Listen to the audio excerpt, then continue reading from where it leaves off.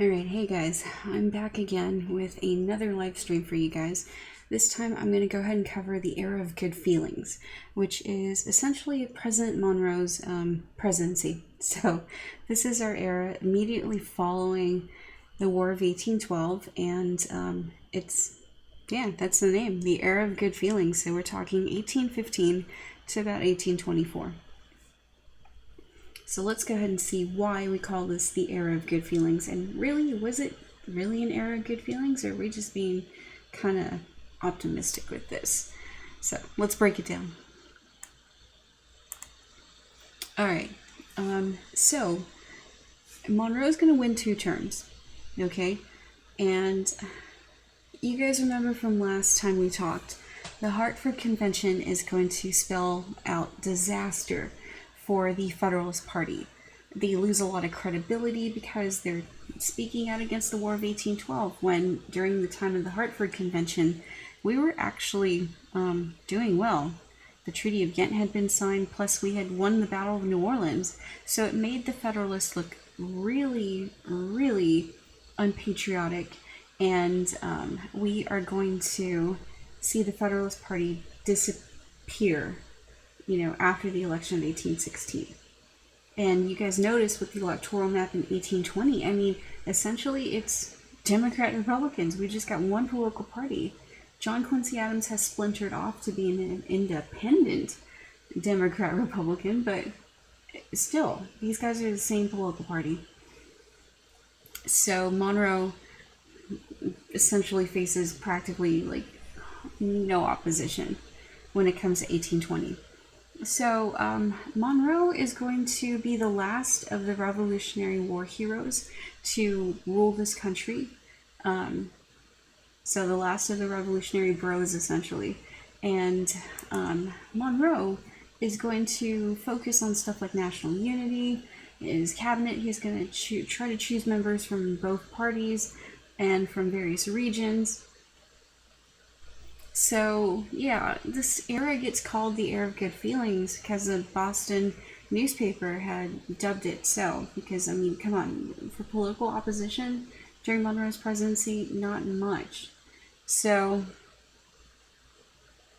this era of good feelings, though, isn't exactly an era of good feelings when we look deep down inside. Because, even though we're feeling super optimistic and there's goodwill in this country and there's nationalism going on because we feel like we did great during the War of 1812,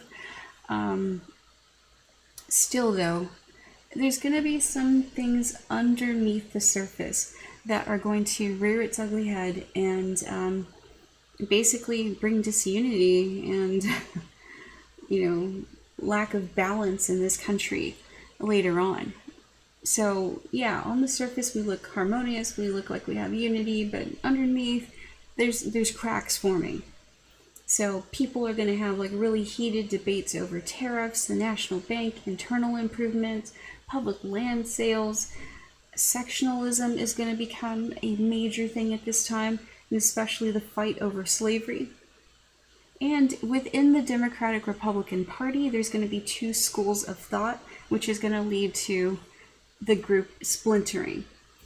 So that's the stuff that we have to see in the era of good feelings.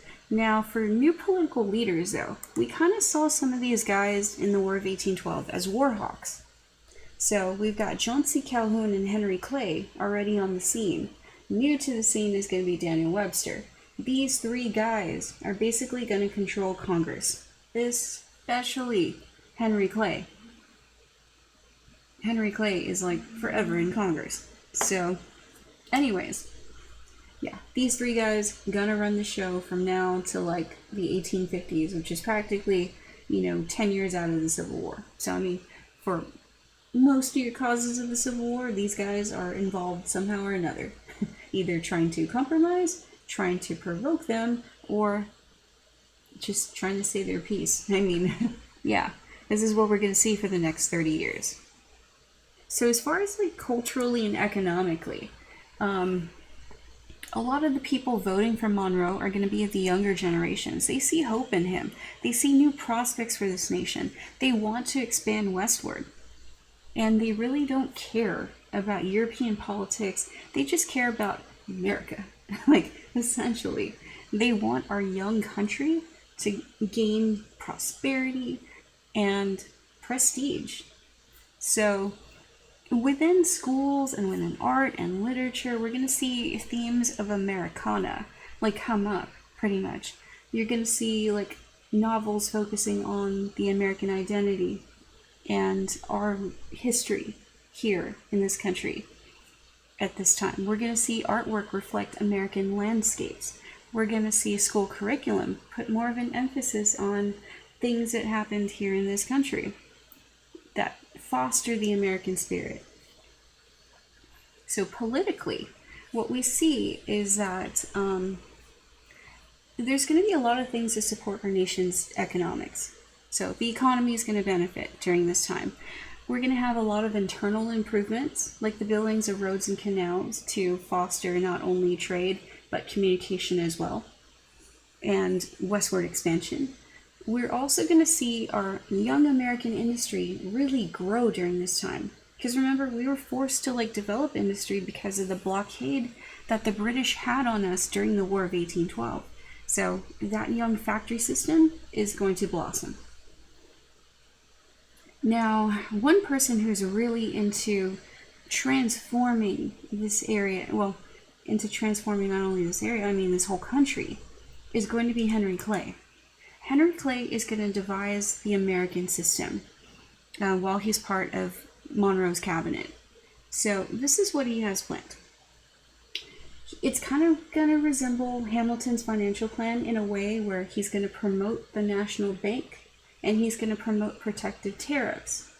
But where it differs is the internal improvements that he wants to do as well, like the building of roads and canals and such. So it's going to be there with the internal improvements that he's going to butt heads with Monroe, because Monroe is more like your old school Democrat-Republican, where he wants little intervention by government.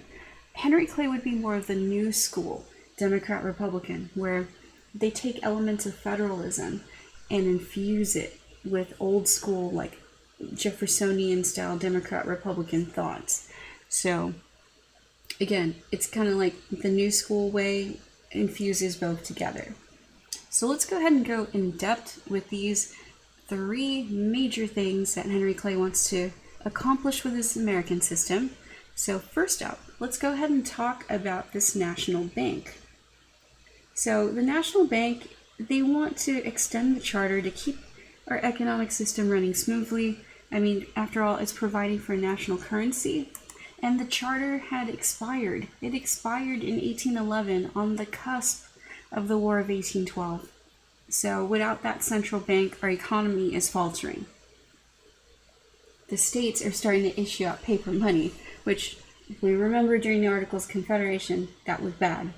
Very bad. Hyperinflation. So inflation is going to occur because the states are issuing out paper money. And some inflation is necessary for the economy, but not the type of inflation we're seeing at this time. So we need to put a stop to that. Plus, the Democrat-Republican Party, they had been opposed to that first bank. Remember, Thomas Jefferson was vehemently against it. However, as the new school members of the Democrat-Republicans are coming to the forefront, they're going to support the charter of the Second Bank of the United States. So again, that clash between old school Democrat-Republicans and new school ones. So after all, the bank is going to help to stabilize the currency, but a lot of more people are going to try to stand up against it, and this is another thing that causes the cracks within the Democrat-Republicans, because not all are on board with stuff like the Second National Bank. Now, let's go ahead and talk about the tariffs. What Henry Clay wanted to do was pass a protective tariff to protect American industry, just like Hamilton had intended, and to gain some revenue, right? So basically to force people to buy American as well. Now, the tariff that we're talking about here is going to be the tariff of 1816, which this is a high tariff. compared to the one that Hamilton wanted to pass in 1789. I mean, look at that chart right there. Like, Hamilton's was a measly like 8%. This one, however, hovering at 20%. So, what's going on post-War of 1812 is that the British government, well, British manufacturers in general, are going to start flooding American markets with cheap factory goods, and that's going to be detrimental to our young factory system. Essentially, it's going to damage it. So Henry Clay wants to try to protect our young factory system and dissuade the American public from buying these cheap British goods.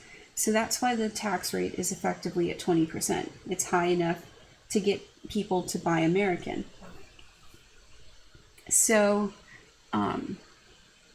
this 20% high tariff, I mean, is going to draw a lot of contention from people who live in New England.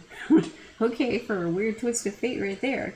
New England's actually not in favor of a protective tariff, which to them, it kind of like hurt their industry, because remember, we still have a lot of merchants in New England, so with a 20% tariff, a lot of people won't buy imports from them. So actually the South and the West kind of liked this tariff, which, again, a weird twist of fate. The South and the West hated the tariff of 1789, but they like this one because it protects, American industry and business. So, and it's going to lead to national prosperity. So I'm telling you guys, the parties always flip, okay? They flip. So, let's go ahead and discuss the Erie Canal. Oh yeah, by the way, guys, that's an actual photograph of Henry Clay right there.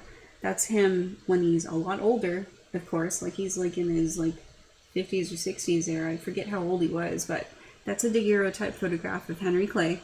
That's exactly what he looked like, in the 40s or 50s. So, yeah. He is aged, of course. He looks a lot younger in 1816, but when the photograph was taken, yeah, he's a lot older. So let's go ahead and discuss the Erie Canal, which is part of the internal improvements that Henry Clay wanted to bring aboard. Now, at first, Monroe is going to be against these internal improvements because he kind of sees them as too much government. Remember, Monroe is kind of more like an old school Democrat Republican versus the likes of Henry Clay, which is more new school. So they kind of clash with this. Henry Clay wants the government to finance, the building of the Erie Canal and subsequently of the Cumberland Road, which is the national road. But Monroe sees this as more of a state thing. States should handle this, not the federal government. So what the Erie Canal is going to do for us, though, is that it's going to, first of all, be a massive project. It's going to take 8 years to dig out this canal from Lake Erie to the Hudson River. And, it's going to be really expensive to construct. However, this is going to benefit the nation as a whole because you could transport goods through the Great Lakes now. You can encourage Western settlement because you could take steamboats and steamships up the canal.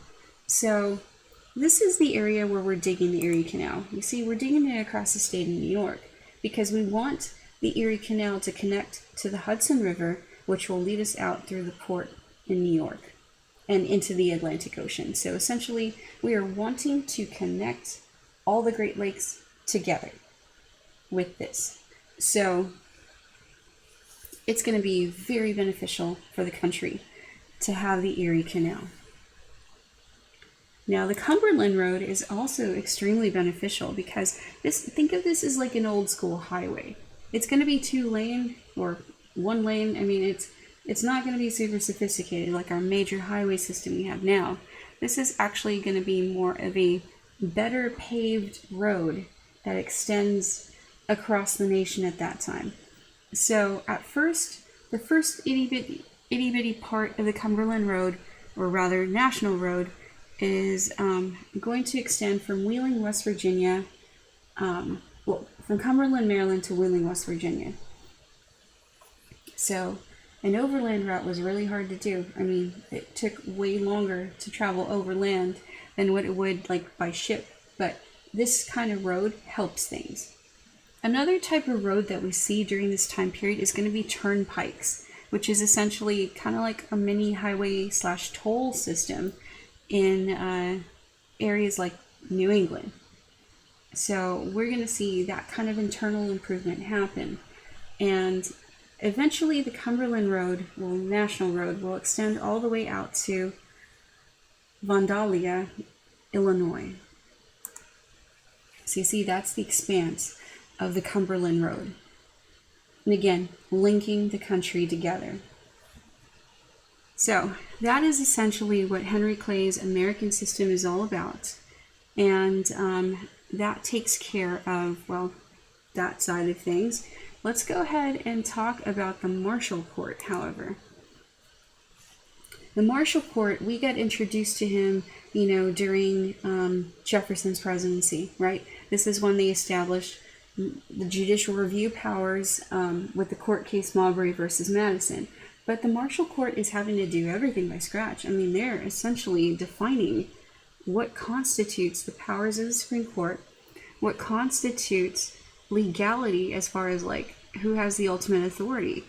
And they're also establishing stuff like the Supremacy Clause, interstate commerce, like all of that is being talked about with the Marshall Court with various court cases. So some of these big court cases that we see are McCulloch versus Maryland, which essentially establishes that national supremacy over state governments, because the state of Maryland was actually trying to tax the federal government, and it didn't work. So that's McCulloch versus Maryland.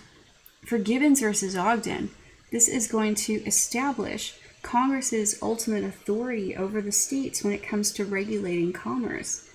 So this kind of, points us in the right direction towards like the interstate commerce, regulations that Congress has the authority to do.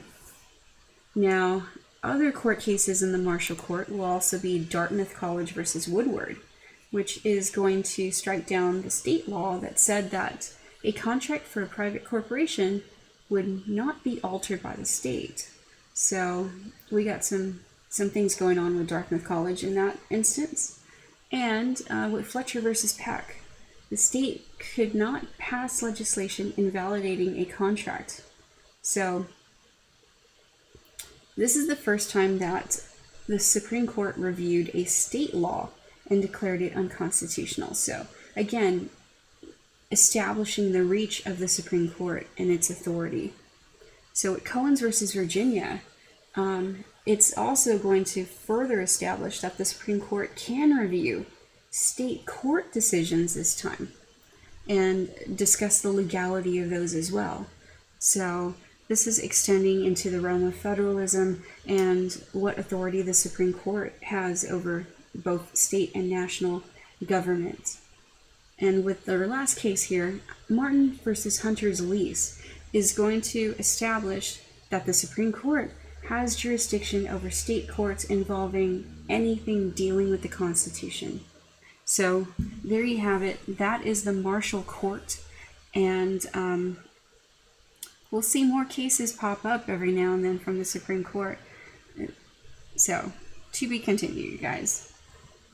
Now, for political changes that we see during the era of good feelings, we see the Democratic Republicans are going to break apart, right? They're going to splinter. And so, there's going to be, the new school members, the old school members, and essentially, what's going to happen is that people like John Randolph are going to stick with, the old school style of limited government that the Democrat Republicans really loved. The newer members, the new school people, are going to adopt some of the Federalist ideals, like maintaining the large army and a navy during peacetime, and even supporting that national bank. And some members of the Democrat Republicans are going to be flip-flopping on how they view tariffs. Like, for example, Daniel Webster, hated the tariff of 1816 and 1824, but later on when we go to the Tariff of Abominations in 1828, he's going to support this thing.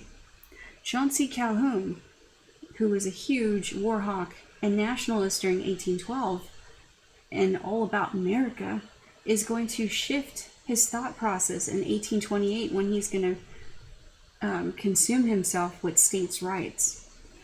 Now, during Monroe's second term is where we start to see the splintering of the Democrat Republicans, because there were 4 candidates running at that time.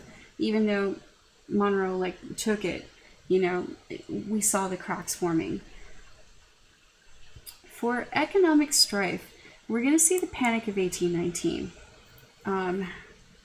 So it's kind of stemming from the War of 1812. Our industry is growing. Remember, we had to fill in the gaps from the embargoes and the blockades that the British were doing. But after the war ended, the National Bank is going to tighten its hold on credit to stop the inflation that was occurring. So because of stuff like this, unemployment's going to go up, banks are going to fail, people are going to lose their property, agricultural prices are going to fall by half, real estate investment in Western lands collapses, and it's here in the western areas of the United States that these people are suffering. They're in huge debt because of land speculation. Farms are being foreclosed on by the banks. And of course, we still have debtor's prison. So these people out west are going to be the ones pushing for reform, for land reform. They're going to be opposed to the National Bank because, after all, they got kind of screwed by banks, and they are opposed to debtor's prison. So people in the West are going to start to look towards a new style of politician, one who actually represents their interests via, representing the interests of the common man. So we're going to see the Democrat Republicans splinter off even more because of that. Now, as far as moving out west, though, remember, we have the Louisiana Territory. We already explored it. People are moving further and further out west. When William Henry Harrison and Andrew Jackson had their fighting against Native American tribes and getting them to give up their land, this is going to be a reason for westward expansion, because the native threat won't be there in these areas. There's also economic pressures too, because a lot of people lost money because of the Embargo Act and the War of 1812 up in the Northeast. A lot of these people are going to move out west, searching for farmlands, so that they could establish, their farms and plant cotton, which is the new cash crop. So, also improved transportation, like the building of the Cumberland Road and the Erie Canal, and we also have inventions like the steamboats and railroads. This is going to push people further out west because it's going to be a lot easier, a lot cheaper, a lot faster to move out west than it was before. And immigrants. We're going to start to see an influx of immigrants from places like Ireland and Western European nations who are coming in because they are attracted by the possibilities of getting cheap land and making it on their own out west. So the western states really hold to heart these issues. Easy credit from the state banks rather than the Bank of the United States, just so they could buy up that cheap land and speculate it. And improved transportation is going to help them with selling this land that they have just purchased. So, and gaining a profit from it. So, that's what's expanding westward does for the American nation. And because we're getting more people expanding westward, more states are going to come into the Union because they're going to meet the criteria that the Northwest Ordinance laid out all those years before. So you could see here from this chart, okay? By 1819, we have a balance of power, right? For every slave state, we have a free state. But in 1820, there's going to be a problem because Missouri wants to enter as a slave state, and there's no other territory remotely close to becoming a state at this time. So for the foreseeable future, Missouri will be a slave state if allowed in. So it's going to be a struggle for the balance of power between slave and free states, essentially. So Representative James Tallmadge tries to work out a proposal in Congress. We're calling this the Talmadge Amendment. And this is what he wants to do. He wants to prohibit further introduction of slavery in Missouri and basically age out slaves. By the time they reach 25 years old, they should be free. Now, this would have to led to like a gradual elimination of slavery. And this, even though this amendment got defeated in the Senate, the damage is done because this is the first time that we see anything on the federal level to limit slavery. So Southerners are like, whoa, what's going on here? They view it as like a Northern scheme to essentially abolish slavery in the United States. So they're triggered, and they're going to stay triggered from here on out, guys. Southern states are going to view laws like these as like ultimately trying to challenge their livelihood and economic system. So the Missouri Compromise occurs to try to like smooth out, the ruffled feathers that the South has, and to also appease northern states as well. So here's the deal that we work out. Henry Clay is known as the Great Compromiser because for essentially everything during this time period leading up to 1850, he's going to like compromise to get this country to stay together. So this compromise that he promotes is that Missouri should be admitted as a slave state. We're going to chop off Maine from New Hampshire, and we're going to have that be a free state. Plus, for future states that come in, we're going to draw a line at the 3630, parallel right there. And this extends out as far, as Louisiana Territory goes and other territory that we possess. Everything above that line will be considered a free state. Everything below that line will be considered a slave state from here on out. So here we are. We think that this is like balance the power, and it does for like 30 years. I mean, it keeps the peace essentially. But this, of course, leads to further splintering of the nation at this time. Americans are torn between their feelings of nationalism and loyalty to the United States versus feelings of sectionalism and loyalty to their various region, whether it be New England, the South, whatever, the West. So here's that line I was talking about. Okay, you see right here, that is the 3630 line. And so yeah, everything below it is supposed to be slave. Everything above it is supposed to be free. So, believe it or not, guys, Thomas Jefferson is still alive at this time. He has not died yet, okay? But he sees the Missouri Compromise, and he cannot believe things. It's like he's predicting the future with this quote. Okay, it's haunting, it's eerie how he views the Missouri Compromise. So here's what he has to say. But this momentous question, like a fire bell in the night, awakened and filled me with terror. I considered it at once as the knell of the Union. It is hushed indeed for the moment, but this is a reprieve only, not a final sentence. A geographical line coinciding with a marked principle, moral and political, once conceived and held up to the angry passions of men, will never be obliterated, and every new irritation will mark it deeper and deeper. But as it is, we have the wolf by the ears, and we can neither hold him nor safely let him go. So what essentially Jefferson is saying is that, yeah, we basically put a band-aid over a gaping wound with this Missouri Compromise. It's going to reopen. The wound is going to fester. Right now we have it in a stable condition here, but we can't hold on to this for very much longer. So, dude, I feel so bad for Jefferson with this instance. I mean, he helped create this country, and here he is seeing us destroy it, essentially, in front of his very eyes. So, yeah, that's an eerie and haunting quote by Thomas Jefferson about sectionalism and the issue of slavery. So, let's go ahead and talk foreign policy now. Let's shift gears.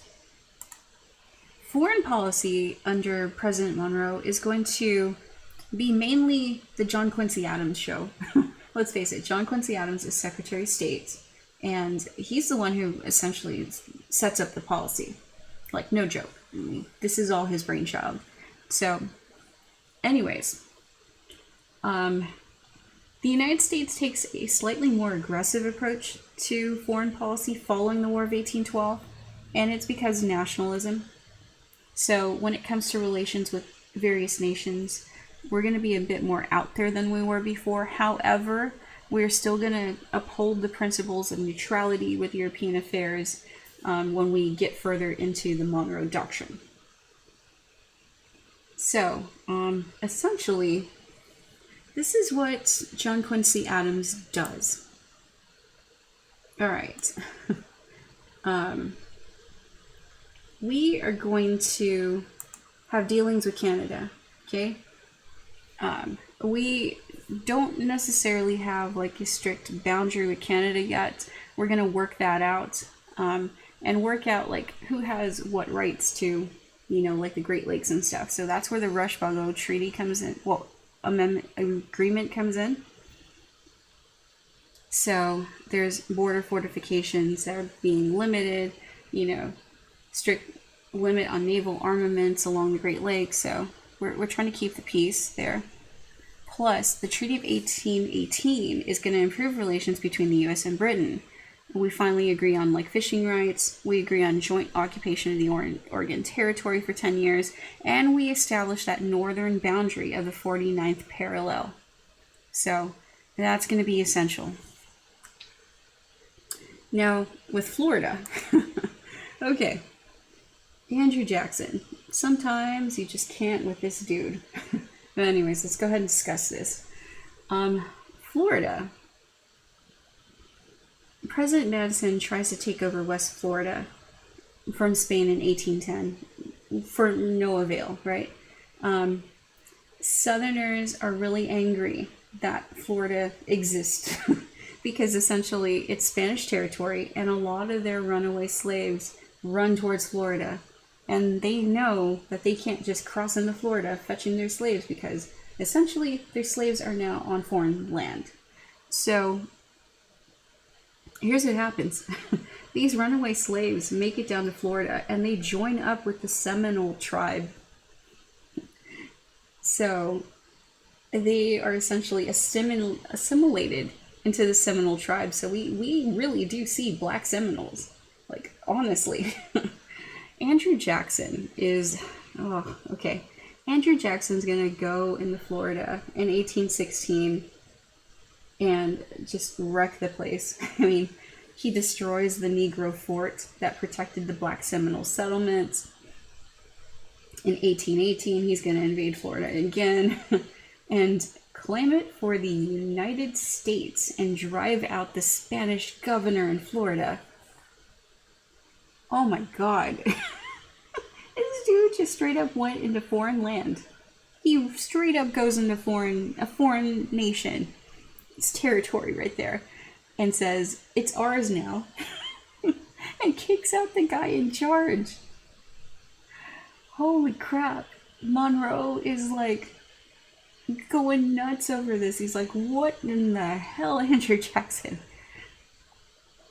But John Quincy Adams helps to smooth things over. He's like, don't worry, Monroe, we got this. Because Monroe is really fearing, like, war with Spain over this. Like, and with Britain, because they're kind of like linked together at this point in time. So yeah, John Quincy Adams, with his brilliant mind, works out an agreement with Spain to smooth things over. So what we're going to do is enter into the Adams-Onis Treaty, which essentially Florida will be purchased by the United States for $5 million. And we have to promise to give up any claims to Texas because, yeah, Spain didn't want to lose that. So, yeah, that was Andrew Jackson. What can I say? Andrew freaking Jackson. So yeah, this is what the Adams-Onis Treaty does. And you could see the new boundary that we set up with Canada right there at the 49th parallel. Oregon Territory, claimed by both the United States, Great Britain, and Russia. The boundaries that we established with the Rush-Bagot Treaty and, you know, the Treaty of 1818. So yeah, all that's on here. All right, the biggest foreign policy thing, though, that we deal with President Monroe, however, is going to be with Latin America. Because Latin America at this time is starting to have revolution after revolution after revolution after revolution. Let's face it, I mean, after the American Revolution, the French had theirs, then the Haitians, and now it's come down to Mexico and, you know, Peru, and like so many other areas of Latin America that are just breaking away from Spanish control. So we're going to have massive independent movements in the years of 1820, 1821, all dealing with Latin America. Now, we kind of feel like the protective big brother at this point in time. We see these young nations who have just gotten their independence from Spain in Latin America, and we want to try to protect this area from foreign influence. And what we mean is protect it from Europe, because we know how Europe is. They're really shady like that. They'll just march on in and like conquer the place. So we're really worried that Spain will try to reconquer the lost colonies, or another nation in Europe will try to do that. So Great Britain is kind of concerned about this too, but in a sneaky way. Great Britain is like, yeah, United States, we'll enter into a joint agreement with you to protect this area, but we won't follow it. So John Quincy Adams wants to do things a little different. So he feels that if we do a joint resolution with Great Britain, that it's going to limit our opportunities for expansion in the Western Hemisphere. So if we act alone, Britain can like back us up. They've already pledged themselves in like the public sphere, so there's no backsies on that. And as long as Great Britain is backing us up, nobody's going to like challenge this Monroe Doctrine. So this statement, which will become the Monroe Doctrine, is essentially delivered by the United States alone. We reject Great Britain's offer, but since Great Britain already pledged the might of their fleet and army to back us up, they do still. So here are the issues surrounding the Monroe Doctrine. Now, first up, we said the United States would not get involved in European affairs. We're going to butt out of their business, okay? We also won't get into the affairs of any existing European colonies in the Western Hemisphere. We're just butting out of their business. But if a European nation tries to come in and control and interfere a nation in the Western Hemisphere, we, the United States, will view it as a hostile act. So it's like, don't mess with our business over here, right? Just butt out. So, no other nation can establish a colony here in the Western Hemisphere. We're just basically like cutting that off from any other nation. So really, no colonization whatsoever anymore in Latin America, in basically North and South America. We're not about that anymore. So this is what the impact of the Monroe Doctrine is. the American public like this. They're like, yeah, you know, good job. Great Britain is kind of annoyed because we didn't just apply it to other European nations. We also applied it to Great Britain as well. They thought they could be sneaky and get around it, but no, we're counting them in this. European monarchs are kind of peeved by this as well because, I mean, they can't stand that we just issued this statement limiting their expansion. However, they are afraid of the British fleet, so they're not going to challenge this. And essentially, the Monroe Doctrine is going to be the cornerstone of our foreign policy. It establishes our isolationism in a way because we're not getting involved in European affairs. We're just minding our own business here in Latin America and in North and South America. So there you have it, guys. This is essentially our talk on Monroe. I will come back with you guys probably later on tomorrow with a new lecture on our market revolution, which in turn also encompasses our first industrial revolution. So I hope you guys enjoyed this. Yeah, this is the way things are from now on, guys. Yeah, subscribe, like, and subscribe. I'm not sponsored yet, okay? No sponsor. But anyways, just kidding. No sponsor. So let's go ahead and wrap this up and call it a night. It's already 2:30 and I'm freaking tired. So I will see you guys later. Bye.